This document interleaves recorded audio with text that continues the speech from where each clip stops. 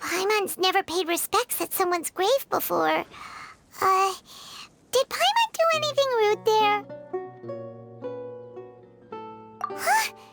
Oh, Paimon didn't know that was a thing.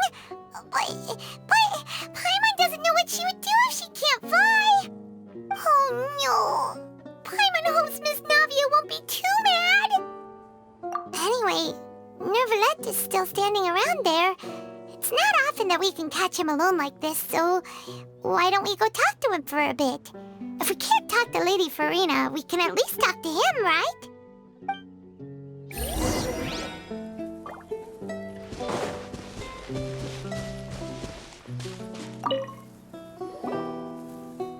Oh, it's you two.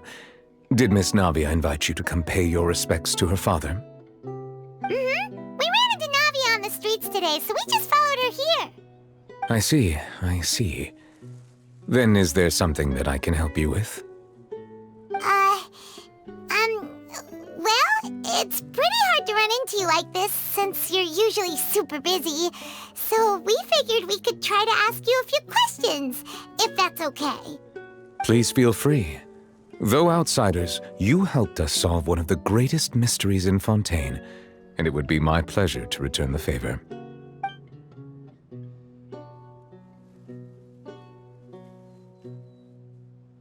So, at court, the bad guys referred to that special water as water from the primordial sea, but what is it really? Truthfully, that name is already quite accurate. I can only surmise that Vacher and his ilk only learned of its nature and existence after extensive research. There used to be a special sea on the surface of this planet.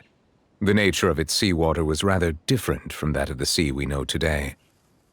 Most of Tevat's life forms were first born in that special sea. You could say it nurtured much of the life on this planet. Huh. So it really was where everything began. It makes sense to call it primordial then. But today, the primordial sea no longer exists on the planet's surface. What Vacher discovered must have been some kind of special case, or a remnant from a truly ancient age. Huh. So that's how it is. Oh, you really know everything, Monsieur Neuvillette. But if that's the case, then why would people, at least people from Fontaine, dissolve in that kind of water? Indeed. Why would the primordial sea, which was known to engender and nurture life, suddenly reverse itself and devour life instead? To be frank, that also doesn't match my understanding of this world and its laws. There must still be some unknown secrets around the people of this land. Is there anything else you'd like to ask me about? That the sea levels will rise and everyone will be dissolved in water, leaving Farina crying alone on her throne, but the sins of the people will be finally washed away for good. Does that appropriately summarize the version you've heard? That's right! It was Linny that told us back then. And that about covers all the main points. Yes, up to the present, I think we reached a point where we have no choice but to confront this prophecy directly. Rumors have it that this prophecy is rooted in the last words the former Hydro Archon left to the world before she passed away. A prophecy? Of the former Hydro Archon? Wow. This is the first time that we've ever heard of it. Two parts of the prophecy have already proven correct. The rising sea levels and the ability of the people of Fontaine to be dissolved. We should be more vigilant and stay on the watch for further signs. Speaking of the prophecy, Farina has also always taken it quite seriously. Indeed, she has been collecting information and intelligence from across Tevat for this purpose. If the rumors were true, then perhaps this prophecy is the conundrum left to Farina by her predecessor. But with Farina being the way she is, can we really trust her to solve it? Is there anything else you'd like to ask me about? My apologies. My investigation has still not reached its conclusion. However, I still believe the judgment of the Oratrice was not rendered arbitrarily. Huh? But you also said you thought he was innocent.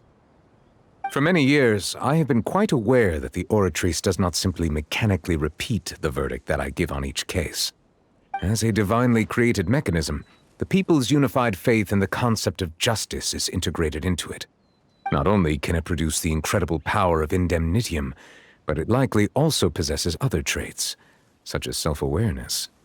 Which is all to say, I've been prepared for a situation like this for a long time. So when Lenny told us that he heard a human voice from the room where the Oratrice's core is stored... I was not aware such a thing had occurred. Perhaps that could serve to prove my conjecture. I will add that to the list of items to investigate. In any case, I am inclined to believe that the Oratrice does have a methodology all its own. We just do not have enough information. Based on Farina's reaction, I doubt even she had any idea what was going on. She managed to bluff her way through it, though, with her time-tested twin tricks of bravado and drama. While we do intend to get to the bottom of this, for now, we regret to say that the Fatui Harbinger will just have to bide his time in the fortress of Meripede.